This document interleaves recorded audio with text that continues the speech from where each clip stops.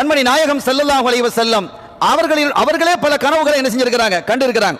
அவங்க கண்ட கனவை அவர்களே சொல்லி அவர்களே விளக்கம் சொல்லி இருக்கிறாங்க. சில சமயங்கள்ல தான் கண்ட கனவை அபூபக்கர் சித்திக் நாயகம் ரலியல்லாஹு தஆலா இடத்துல சொல்லி அவங்கள்ட்ட விளக்கம் கேட்கிறாங்க.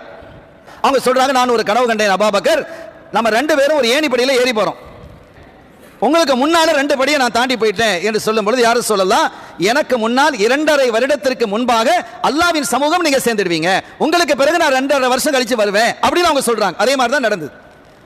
ஆயிஷா ரலியல்லாஹு தஆலா அன்ஹா ஒரு கனவு காண்றாங்க. ஸல்லல்லாஹு அலைஹி வஸல்லம் அவர்களிடத்தில் வந்து சொல்றாங்க, யாரும் சொல்லலாம், நான் ஒரு கனவு கண்டேன், எனது வீட்டுக்குள்ளால் 3 சந்திரன்கள் உள்ளே வர்ற மாதிரி கனவு கண்டேன், என் வீட்டுக்குள்ள 3 சந்திரன்கள் உள்ள வருது, அந்த மாதிரி நான் கனவு கண்டேன் என்று சொல்லும் பொழுது ஸல்லல்லாஹு அலைஹி வஸல்லம் சொன்னாங்க, இந்த பூமியிலேயே மிக மிக மேன்மையான 3 பேர் உன்னுடைய வீட்டுக்குள்ளால் அடங்க பெறுவார்கள்.